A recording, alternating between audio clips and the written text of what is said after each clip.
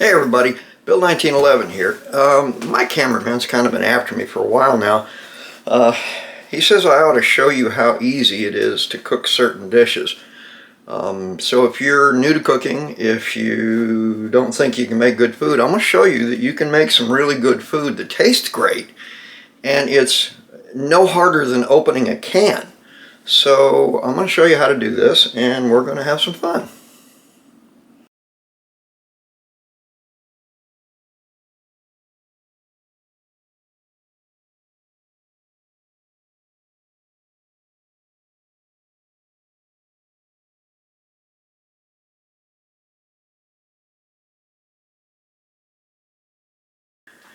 Alright, now this is one of my favorite little tools here. This is a crock pot, and it makes things very easy. It's something that you can kind of start cooking about 3 hours in advance, and it doesn't mean you have to cook for 3 hours. It means you cook for a little bit, you put it in this pot, and then this thing does all the work for you. You just kind of sit around and wait for it to get done. Now the thing I like about a crock pot is that it slowly cooks everything together and all the flavors kind of marry into each other, and it really tastes good. Okay, so we're going to be making some chili tonight, alright? And we're going to be using, of course, bush chili beans. I like them, they taste pretty good. We're going to be using canned tomato, but this has a little bit of green chili in it. Okay, now you can get this in original or you can get it in hot. If you like really, really hot stuff, then you can go as hot as you want to. Now for me, this gives you just enough hot to make it flavorful, but it don't eat you up. Now I don't like, you know, burn your face out hot food, so I kind of go for the milder stuff. Alright, so we're going to open these up, we're going to throw them in here. We're just going to throw some Ragu chunky spaghetti sauce in here, okay? And we're going to put in a packet of chili mix, which I'm going to show you in a second. And it's just a powdered chili mix. And you can buy it in your local grocery store. And that's pretty much it. After that, you brown some meat, you stick it in the pot, and you're ready to go. You just kind of walk away and forget it. So I'm going to show you how we do this. Okay, here comes the hard part. This is probably the hardest part of the whole darn recipe. Opening the cans. Alright, so now we actually have to do something with these tomatoes and chili peppers, and that is that there's a lot of water in the can, okay? So we're going to have to kind of press that out, and the way we're going to do it is we're going to simply cut the lid loose and we're going to press it down in, and if you'll notice, the water is coming to the top, but all the solid of the tomato is staying in the bottom. Now after we get this pressed down like this, we're going to just pour off the excess water in the sink. Okay, now once you get your tomatoes to where you got most of the water out, you're just going to kind of pop them in the pot. And they go. Easy as can be, alright? Now with your beans, you don't really have to press any of the water out because it's actually a sauce that's in the beans. And it is a chili sauce. So it's, now again, mild chili sauce in this one, alright? And you just kind of dump them in. Now you can use kidney beans, okay? You can use pinto beans, pretty much whatever you like in the way of beans. And you just put them in there, okay? Again, nothing about this is any more difficult than opening a darn can up and pouring it in the pot, okay? So, now I still got to drain off the water off my second can of beans, so I'll show you this one more time. It's real easy. Again, you just drop your lid back in, take 3 fingers, and just push down on the lid. Now be careful, because where you pull this lid off, there's little sharp edges sometimes sticking out.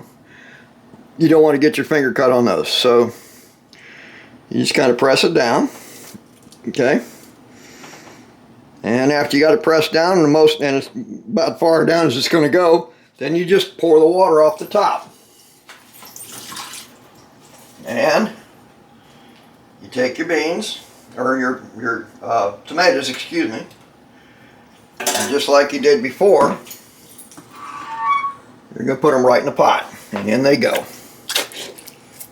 All right, so once those are in, okay, that's most of the hard part right there. So in a second, I'm going to show you the rest of making this. It's, like I said, it's super easy, and anybody can do it. Now, if you're making a double batch like I'm making tonight, I'm using the big crock pot. You can use 2 packages of the chili powder. Okay, again, once again, I like mild, because with these tomatoes with the green chili peppers in here, it will sneak up on you. It does get warm over time, so it's pretty good though.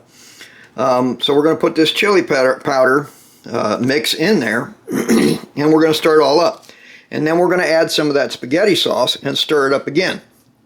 And this is going to give us, by itself, a pretty nice flavor. If you prefer vegetarian, you don't really have to put meat in it. But what I'm going to do is I'm going to use some of this Tennessee mild sausage, this Tennessee Pride mild sausage, and I'm just going to brown it in a pan and throw it in here. Now, you can, as I said before, you can make this just in a pot. You don't have to put it in a crock pot. You can do this on the stovetop in a regular, large saucepan. If it's just you cooking for maybe you and one other person, then make half this amount. Only put in 1 can of the beans, 1 can of the tomatoes, 1 packet of chili pepper, and 1 mild sausage, okay? You can also use ground beef if you prefer, whatever you like. Once you get your packet torn open, you just dump it right in there. Simple as that. Now, you've got most of this recipe already done already, so from here, if you're going to make one of these, a double batch like I'm using, you're going to use 2 of these. If you're making a single batch, only use 1 bottle of the ragu. And you put it all in a pot, stir it up, and you're ready to go. Just heat it up and let it sit there for a while. So, once we pour this in, then we're going to cook our meat and add that. Okay, so here we go. Once you got it to that point, you're just going to take your big old spoon and you're going to start stirring it all together. Now, you want to stir this up pretty good because you want to make sure that all that chili powder, like you're seeing here, does get dissolved into it. It's not usually a very big deal to do it, but sometimes you get some lumps that don't want to cooperate completely, and it takes a while to get them stirred in. But as you can see, this is already starting to look like chili, and I haven't even turned the heat on yet. So this is just super easy to make. You don't have to fight it. You don't have to work hard. What I like to do is make white rice, and then I'll put white rice on the plate and put this stuff on top of it. And again, you can make this just vegetarian if you prefer. You don't have to put meat in it. And it still tastes good just like this without meat in it. Alright, so we're going to take this mild sausage, and in order to get it open, we're just going to take a knife and just kind of cut through the wrapper and go all the way around it. Be careful not to get your finger in there. And once you got it like that, now you're going to take it and you're going to get to the end, and you're going to split it lengthwise all the way down and all the way around. Now once you got it like that, you can take this wrapper and you can just peel it right off, okay, and just kind of yank it right off the end of the chub of meat. And from here, you're just going to drop it in your pan, alright, like so, alright. You're going to turn on the heat, and you're going to brown one side. Then you're going to flip it over upside down, and you're going to brown the other side. And each time you do it, you're going to take your spoon and you're just going to scrape off the cooked meat off the top. So I'm going to show you how to do that now as soon as I get the second piece of meat open and put in there. Alright, now, unlike a lot of other chefs, I'm not going to make you stand here and watch me cook the whole thing, because that just takes too much time. So I'm going to show you how this is done. And once you see how it's done, it's very easy. You can just go do the rest yourself. You don't need me to watch you do it. So once it starts to brown, which this hasn't quite browned yet, it's starting to sizzle, but it isn't quite there yet. Let that sit there and brown up a little bit on the bottom. Okay, now, if you use a metal fork in one of these non-stick pans, make sure that you don't hit the pan with it, okay, because it'll take the coating off the pan. You don't want to ruin your pan. So, alright, go like that. And once like I said, it's starting to get brown on the other side, which this is, you're going to hold it still with your fork, and you're just going to take your spoon and you're just going to kind of scrape it off the top. Alright, now from here, what's not cooked in this will cook on its own, sitting right there in the bottom of the pan. So you're going to turn it over upside down. See how nice and brown that's starting to get there? Okay, so you're going to just, like I said, you're just going to scrape the top right off of it and set it in the pan, and it'll cook the rest of the way on itself. This process goes pretty quick, because about the time you're finished with both these sausages, if you're doing a double batch, it's probably about ready to flip it over again and do the other side. Okay, so I see that one's completely ready, nice and brown. Alright, and we just scrape the stuff off the top that's cooked, or partially cooked, and we let it work in the pan. Okay,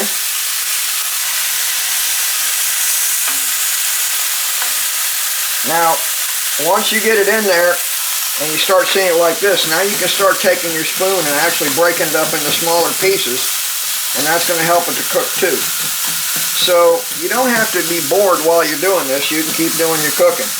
And this don't take long. This only takes about 10 or 12 minutes to finish all this. And then you're ready to go. Now, don't leave it on high, because it'll actually start to burn it. So you want to maybe about 3/4 heat if it's an electric stove. Gas stoves burn hotter, so you're going to want to use less heat on them.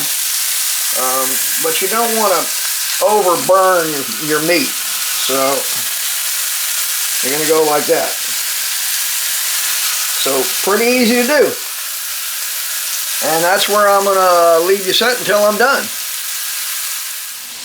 Okay, now there's one other thing I wanted to share with you about this, and that is that with this meat, I took it directly out of the freezer and put it right in the frying pan, and it cooks off just fine like that. Like I said, every time you roll it, you got more of it cooked. And when this gets down to the bottom to where there's not much of it left, I'm going to come back to you again and show you what you kind of need to do with it, because it gets so thin that if you try to stick it with a fork, you'll go right through it into the bottom of your pan, and you don't want to do that. So I'll show you what to do in just a minute.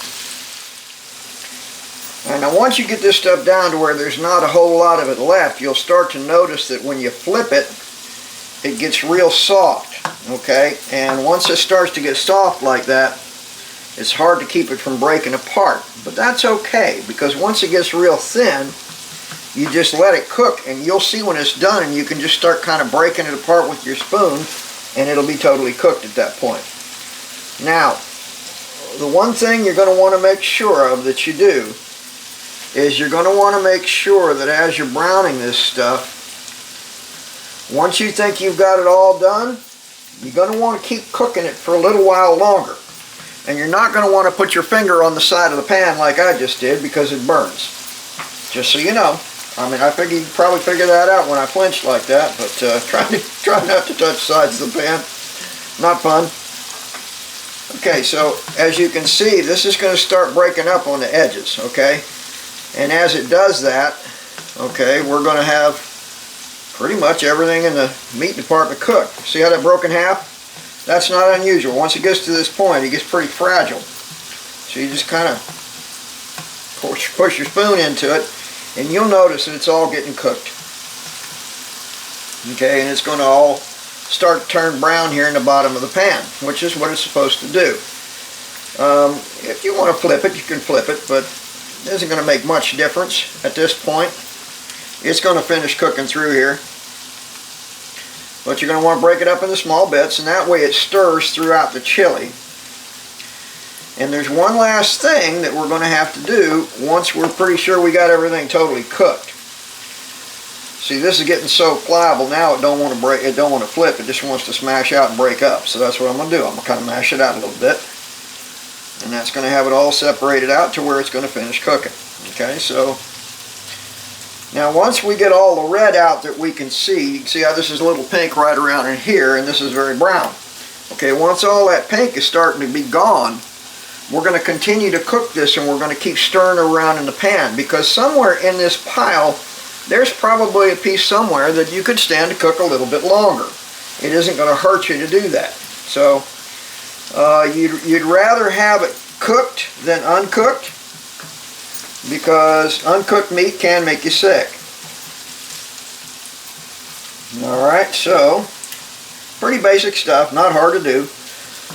Again, I'm doing these videos for people that really don't cook, and they're looking for something easy that they can make for themselves or a friend that's going to taste good. So as you can see, all the pink has gone out of this now. So from here, we're just going to kind of fold it all together and stir it all around and keep cooking it for a little bit longer. Now, you'll notice that some of it that's been laying on the bottom of the pan is browner, okay, than other pieces. Well, that's okay. It isn't going to hurt, okay? As long as it isn't charred black, you don't have a problem. Alright, so you're going to stir this up, okay, make sure it cooks a little while longer. And once you've got it all cooked, okay, and this is actually one of the reasons why I like that Tennessee fried sausage, is that I've had some sausages that are very, very greasy, have a lot of grease in them. This stuff doesn't have as much as a lot of them do. A lot of them got a lot more than this. So I keep this little quarter of a cup here around. The handle broke off of it, but I keep it around, because what I do with it is I set it on the stove, alright, like that, where it's cool actually, not on the burner, and I start taking all of the meat and I start pushing it to one side of the pan and kind of piling it up, okay? Now, seems like a waste of time to be doing that, right? Well, it's really not, and here's why. When I take this pan, alright, and I push this little cup up underneath one edge of it like that, okay? Now the pan starts to lean a little bit, and as you can see, the grease is going to collect down here in the bottom, and I'm going to be able to spoon that off, okay? So what I'm about to show you is a trick that I learned actually not all that long ago. It just seemed like a convenient place to put it. Now, do not ever pour grease down your sink, because if you pour it down the sink, two things are going to happen. Any water that's down there is going to turn to steam, and it's going to blow the grease back out at you. So it's dangerous. But also, it's going to clog your pipes up, so you don't want to do that. Alright, so I'm going to be back in just a second. I'm going to show you what we do with this grease that's in this pan. Alright, now you might have noticed, way back up here in the corner, I've got a paper towel here that I hadn't thrown away. And you might have thought, well, he's just kind of being a slob. Well, I'm not. I was keeping this, and for good reason. One of my tomato cans. I'm going to put this paper towel at the bottom of the can. Now what that's going to do is absorb the oil with that used paper towel. So I'm going to get a spoon. This spoon will do fine. And I'm going to start drawing off the grease and pouring it in right on top of that paper towel. And what that's going to do for me is it's going to soak up that grease, and also it'll keep it away from any moisture that's in the bottom of the pan that might turn into steam on me. So at this point, we're just kind of spooning the grease out. Get out as much as you can. Now if you're not worried about the fat that's in it, well then don't give it too much thought. But if you're like me, and fat tends to collect around your waist, well, I would say go ahead and get off as much of the grease as you possibly can. So, with that in mind, I'm going to have to use a little thinner spoon so I can get a better job on it. And we're just going to keep spooning it right out of there.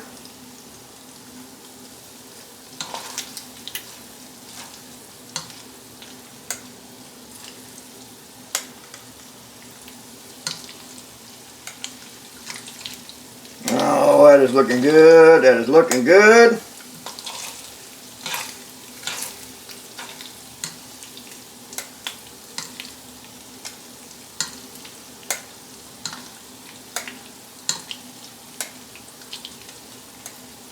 Alright, now once you've got all this spooned out and you're happy with how much grease you got out of it, which I'm going to do a little bit more in a minute, you can just kind of let this can set and cool. And all that grease is going to then stay in that can when you throw it in your trash, and you're not going to have any issues with it. Okay, from here, we're just going to put our meat right in the pan, or right into the crock pot like that. Just pour it right in on top, okay? Get it all out of your pan, okay? And once you got your meat in the pan, now you just kind of stir it in, okay? Don't get too frisky about it because you don't want to slop it all over. Alright, and we're just going to keep folding it in. Now, since I only put 1 bottle of that ragu spaghetti sauce in here, I'm going to have to fill the rest of it up. So, I have some in the refrigerator that I'm going to add to it that I already had open.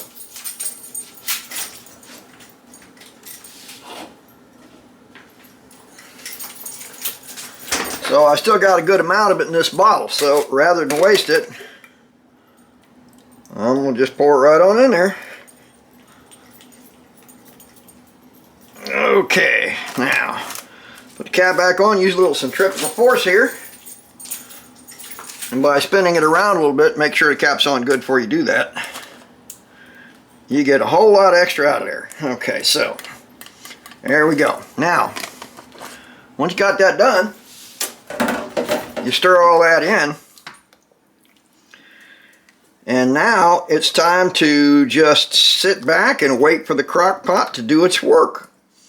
Now you're going to want to run this for about, I'd say about 3 hours on medium heat, and just let it all simmer together, and you're going to have yourself a very nice chili. And I think you'll like the recipe. Now remember, if you like it a little hotter, then when you buy your ingredients, okay, don't get the mild chili pepper, or I mean the mild tomatoes. Don't get the mild chili powder.